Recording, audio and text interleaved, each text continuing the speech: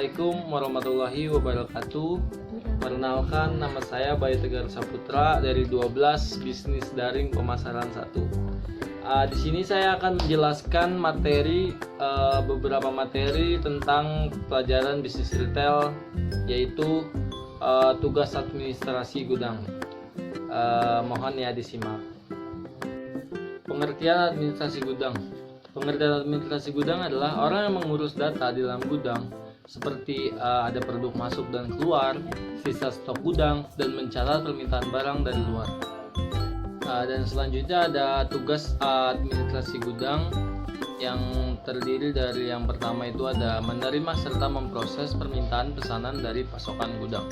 Yang kedua, mengisi data atau informasi yang dibutuhkan untuk pengiriman. Yang ketiga, mengatur perbaikan sarana pengangkutan dari maupun ke gudang. Terus serta mengisi data untuk pemeliharaan preventif setiap bulannya. Yang keempat ada mempertahankan kualitas layanan sesuai SOP masing-masing perusahaan. Yang kelima, memastikan lingkungan kerja nyaman, bersih sesuai aturan yang berlaku. Yang keenam, melengkapi laporan sesuai dengan informasi yang ada tentang stok gudang. Yang ketujuh, membuat catatan data secara administrasi yang meliputi persediaan barang, misalnya seputar kode barang, jenis barang, dan jumlah barang.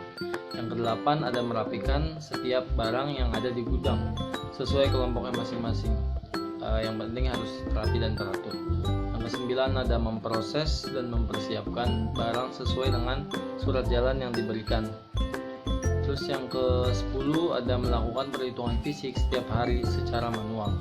Yang ke-11 berkoordinasi dengan sales dan admin supervisor terkait dengan stok barang. Yang ke-12 memantau jalannya pendistribusian barang yang akan dikirim.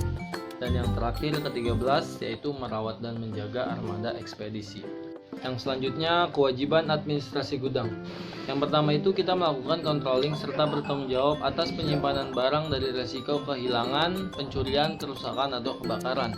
Dan yang kedua, melengkapi barang pengiriman dari permintaan pemuatan. Terus yang ketiga, bertanggung jawab sekaligus memantau pelaksanaan bongkar muat barang di gudang. Dan yang keempat, menandatangani surat jalan serta surat penerimaan barang.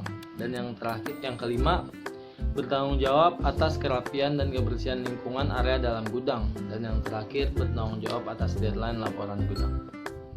Dan selanjutnya saya akan menjelaskan jenis administrasi gudang yang diantaranya itu yang pertama itu ada daftar stok barang. Daftar stok barang ini, informasi ini akan sangat bermanfaat bagi para agen marketing perusahaan. Mereka bisa ekspansi pasar yang lebih luas jika ternyata stok barang masih banyak. Pengiriman barang yang sudah dipesan terlalu lama membuat konsumen kecewa dan bisa saja memutuskan kontrak atau tidak akan memesan pada perusahaan lagi. Terus yang kedua ada daftar input barang. Daftar ini sangat penting untuk mengetahui apakah masih ada tempat bagi barang-barang berikutnya. Dan yang terakhir ada daftar keluar barang. Barang yang keluar akan mempengaruhi pemesanan barang. Terima kasih. Yang selanjutnya saya akan menjelaskan kegiatan administrasi gudang. Di sini ada beberapa kegiatan. Yang pertama ada kegiatan administrasi, yang kedua ada penerimaan barang, yang ketiga ada penyimpanan barang, dan yang keempat pengepakan barang, dan yang terakhir pengeluaran barang. Selanjutnya saya akan menjelaskan penerimaan barang. Penerimaan barang merupakan segala awal arus barang yang bergerak di gudang. Penerimaan barang dari pemasok atau rekanan memang kelihatan mudah, namun bila hal ini tidak memiliki sistem yang mengatur, maka bisa dipastikan akan mengganggu produktivitas. Dan berikut adalah hal-hal penting dalam penerimaan barang. Yang pertama tuh ada bukti pesanan barang dari gudang, yaitu kayak untuk memastikan pesanan barang dalam spesifikasi tepat.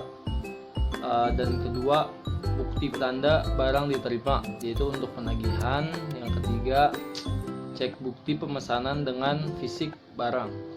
Dan yang keempat, cek expired date dan kondisi barang. Dan yang terakhir, memasukkan barang ke penyimpanan. Selanjutnya ada penyimpanan barang. Dalam penyimpanan barang di gudang, ada dua metode penyimpanan barang yang biasa digunakan. Metode atau prosedur penyimpanan tersebut adalah LIFO, dan FIFO. LIFO itu kepanjangan dari last in first out, kalau FIFO itu kepanjangan dari first in first out. Metode penyimpanan barang dengan prosedur LIFO atau LIFO, last in first out, adalah suatu sistem atau cara penyimpanan barang di dalam gudang yang dilakukan dengan konsep yang datang terakhir yang digunakan terlebih dahulu. Dan yang kedua itu sistem FIFO atau first in first out, adalah suatu sistem penyimpanan barang yang dilakukan dengan sistem barang yang masuk terlebih dahulu yang juga dikeluarkan terlebih dahulu. Dan selanjutnya ada pengepakan barang. Dalam manajemen gudang terdapat pula pengemasan barang, yaitu membungkus atau mengemas barang hasil produksi. Kemasan dapat didefinisikan sebagai seluruh kegiatan merancang dan memproduksi wadah atau bungkus atau kemasan suatu produk. Kemasan meliputi 3 hal, yaitu merek, kemasan itu sendiri, dan label. Ada 3 alasan utama untuk melakukan pengemasan barang, yaitu yang pertama, kemasan dapat melindungi produk dalam perjalanannya dari produsen ke konsumen. Dan yang kedua, melalui konsumen, identifikasi produk menjadi lebih efektif dan dengan sendirinya mencegah pertukaran oleh produk pesaing. Yang ketiga, yang terakhir, dengan kemasan yang sangat menarik diharapkan dapat mengikat dan menarik perhatian konsumen. Dan terakhir, saya akan menjelaskan pengeluaran barang. Pengeluaran barang dari gudang dilakukan sesuai permintaan yang tercantum dalam bon barang. Bon barang ini merupakan bukti pendukung pengeluaran barang. Pada kartu barang dicatat sejumlah pengeluaran sesuai bon tersebut.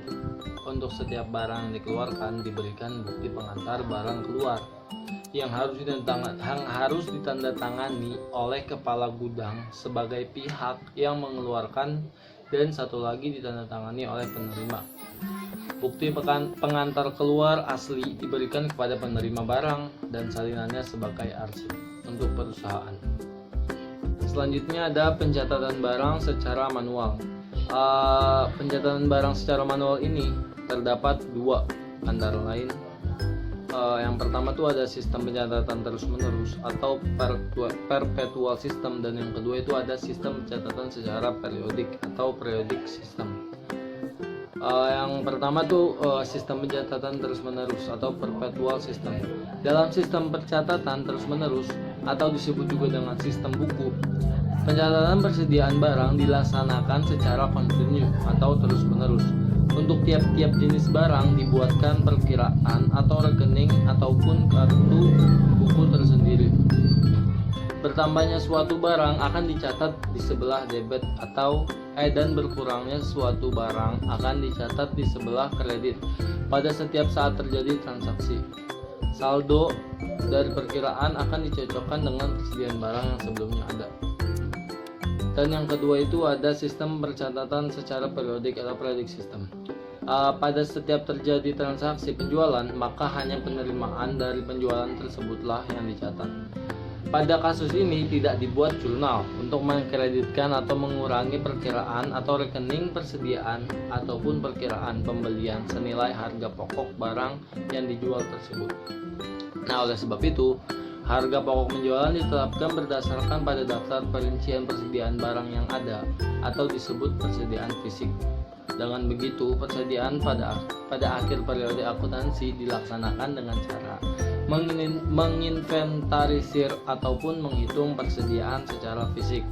Nah, lalu kemudian perhitungan secara fisik atau physical inventory dilaksanakan sebagai sistem periodik atau periodic system. Ya, sekian penjelasan materi dari saya. Semoga bermanfaat buat kalian, dan juga apabila ada kata-kata yang salah dari saya mohon dimaafkan. Kurang lebihnya mohon maaf. Wassalamualaikum warahmatullahi wabarakatuh.